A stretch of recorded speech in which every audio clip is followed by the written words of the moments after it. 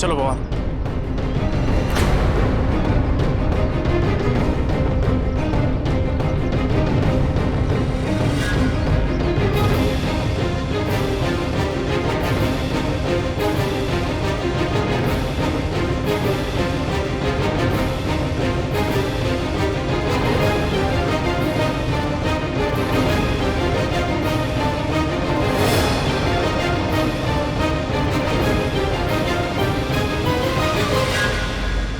Inspector साहब। हाँ शमशेर मलिक।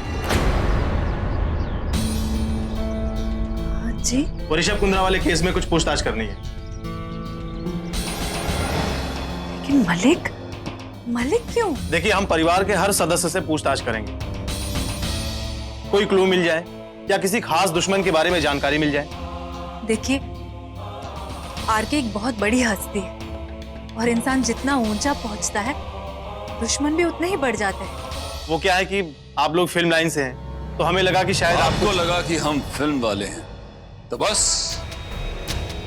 हर पल हम आरके की दुनिया में रहते हैं या फिर उसे इस दुनिया से बाहर भेजने के प्लान्स बनाते रहते हैं, है ना? अब आरके है ही इतनी बड़ी हस्ती और इतने सालों से वो इस इंडस्ट्री में कर देता है, कह जाता है कुछ ऐसी बातें जो दिल को चुभ जाती हैं और दुश्मन खड़े हो जाते हैं। अब दोस्ती दुश्मनी में हम जैसे लोगों को टाइम लगता है, उसे किस बात का टाइम? देखिए इंस्पेक्टर साहब, हम इस स्टॉल में रहने वाले सभी लोगों को अच्छी तरह से जानते हैं। यहाँ ऐसा कोई दुश्मन नहीं है जो आरके को खत्म करने के बारे में सोचे। और अगर ऐसा कुछ हुआ भी, हमें कुछ पता भी चला, तो आप तक बात पहुंच जाएगी। ठीक है, चलो। एक मिनट इंस्पेक्टर साहब, अगर कातिल पकड़ा जाए तो उसे छोड़िएगा मत। आखिरकार हमारे और पूरी दुनिया के चहेते लाडले आरके पर हमला हुआ है। भरोसा रखिए, छोड़ेंगे नहीं। चलो।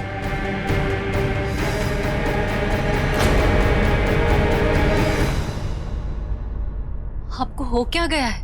अब पुलिस वालों के सामने ऐसे अजीब अजीब सी बातें क्यों कर रहे थे? अब ठीक तो है ना? मैं बिल्कुल ठीक हूँ। आरके जिंदा है और वो मेरी बेटी को और परेशान करेगा। बहुत खुश हूँ मैं, बिल्कुल ठीक हूँ मैं। पद्मनी, जल्दी जाओ, चक्की बंद हो जाएगी।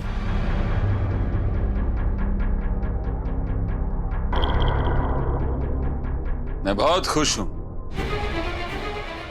बहुत ठीक हूँ मैं। मेरी बेटी आरके के पास है। बहुत ठीक हूँ मैं, बहुत खुश हूँ मैं।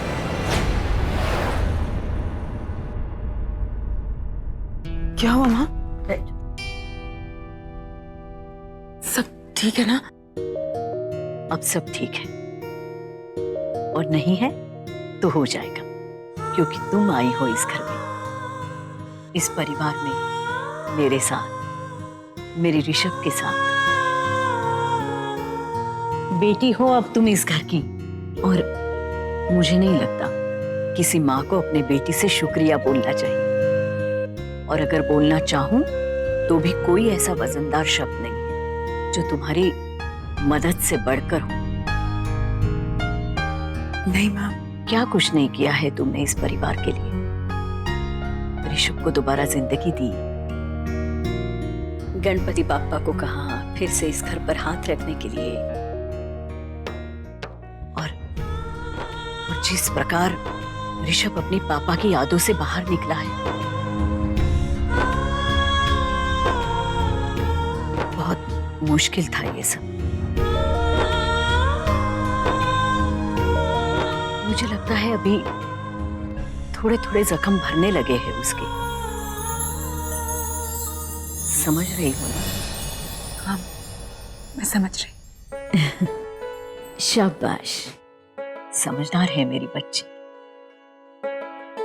सब कुछ अकेली सहती रही, कभी किसी के सामने झुकी नहीं। कभी कभी मुझे ऐसे लगता है कि भगवान ने मुझे तुम्हारी माँ बनने का सौभाग्य क्यों नहीं दिया? क्यों नहीं मुझे तुम्हारी माँ बनाया? क्यों माँ? आप मेरी माँ नहीं? बिल्कुल नहीं। खराब सी लालची सी सासू माँ हूं मैं तुम्हारी।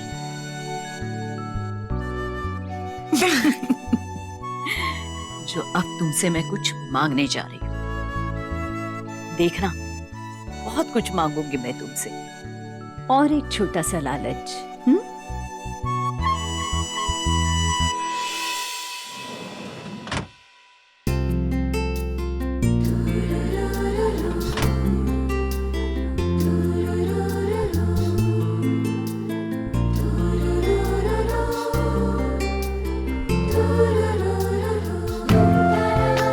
तुम्हारी सासू माँ चाहती है आज ये साड़ी तुम पहनो।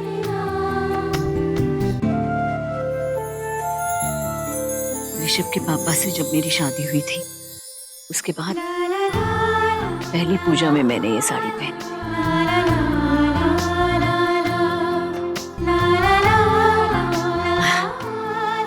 कितनी खूबसूरत है ना ये कढ़ाई। मधु, मैंने जो तुम्हें कंगन दिए थे ना, वो इस पर पहनना, खूब जचेंगे। माँ, ये सब माँ? माँ नहीं, सासू माँ कह रही है, और सासू माँ जो कह रही है वो बात तुम्हें माननी पड़ेगी मेरी। ठीक है।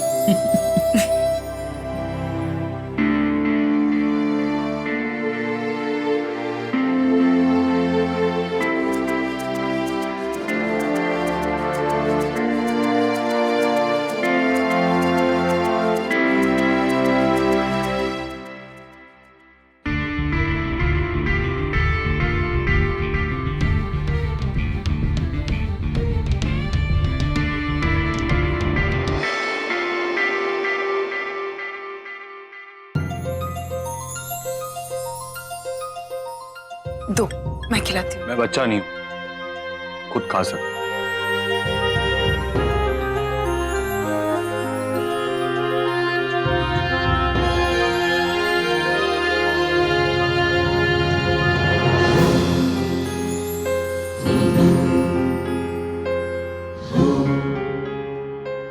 मैं खुद खा सकता हूँ। ठीक है, खुद खाओ और दर्द सहो। मैं बच्चा नहीं, बच्चा भी इनसे अच्छे होते। गोली खाकर बैठे, पर अब तक अकड़ नहीं गई। सुना मैंने। सुनाने के लिए ही कहा था। मैं उन पागलों में से नहीं हूँ जो अपने आप से बातें करती हूँ।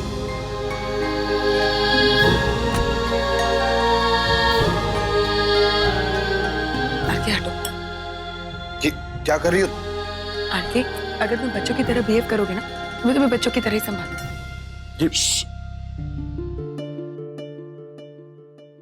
दो। अरे दो।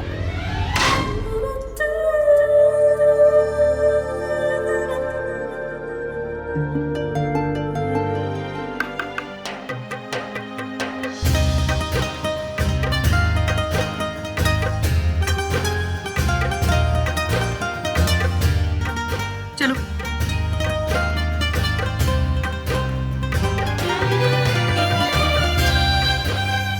नहीं। आरके, तुमने मिस्टर इंडिया देखी है? Mister India?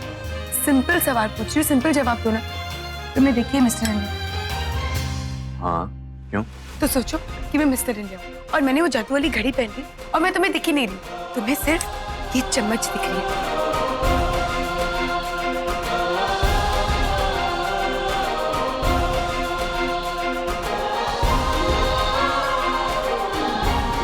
तुम और मिस्टर इंडिया? हाँ, वैसे वो मिस्टर इंडिया वाली मूछें तुम पर बहुत सूट करेंगी। एक मिनट, अगर तुम मिस्टर इंडिया हो तो मैं कौन? नहीं नहीं बीवी, बोलना है। तुमने सवाल पूछा है तो जवाब तो देना ही पड़ेगा ना। तुम मोगैम्बो का हो, है ना? अरे नहीं, तुम तो सीमा जी हो। सीमा जी? सीमा जी को नहीं जानते? मिस्टर इंडिया की हीरोइन। आजकल तुम ज्यादा ही नहीं बोलने लग गई।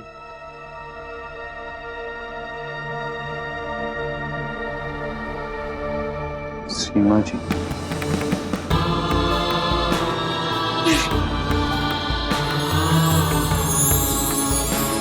तेरा इश्क ही मेरा जुनून है माही, बेकरारी का है ये करार, बुझ के ना बुझे ये प्यास और रब्बा, जाने ये कैसा है प्यार।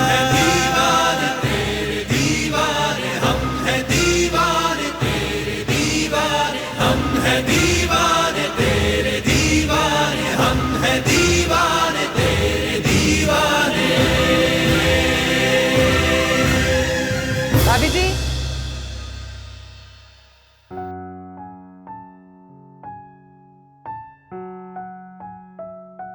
भाभी जी, आपकी मम्मी का लैंडलाइन पे फोन आया। अच्छा वो मैं बाद में, जाओ भी उनसे बात कर लो। पर आपका ब्रेकफास्ट। हो गया।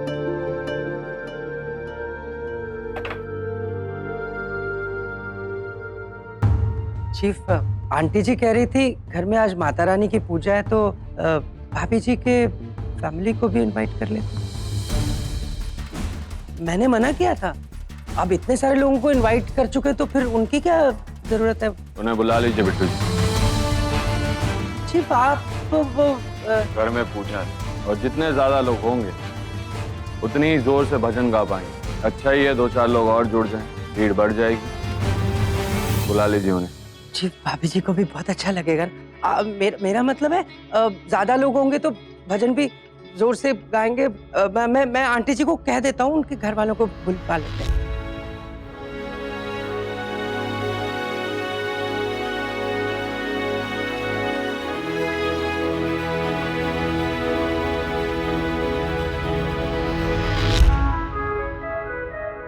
उसे टेबल पर रख दीजिए। जी मैडम। हाँ, वहीं पे।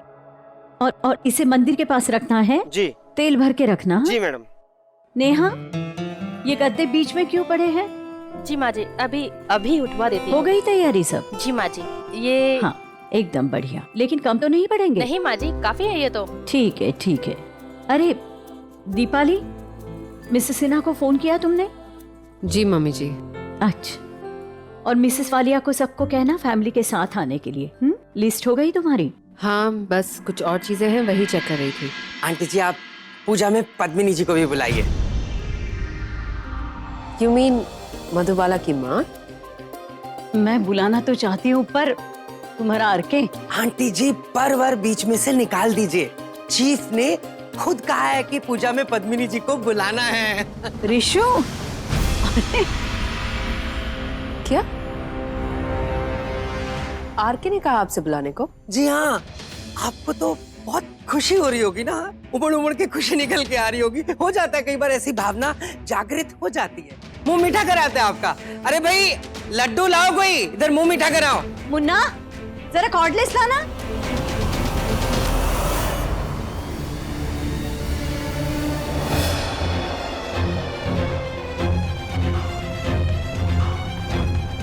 बहुत खराब लिखा है यार। पढ़िए। किसी और की मंगेतर मधुबाला बनी आरके की लैला। जानता हूँ कि एक बाप के लिए अपनी बेटी की इज्जत कितनी नाजुक होती है। मुझे आप बिल्कुल चिंता मत करिए, मैं सब ठीक कर दूंगा।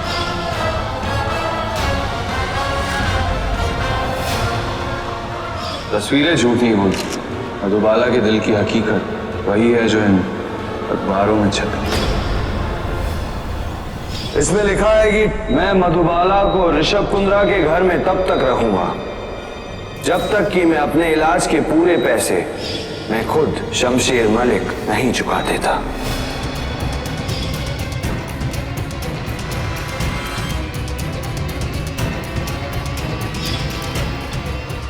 ये बीवी है मेरी, शादी की है मैंने इससे, और आप मेरे ससुर जी हैं।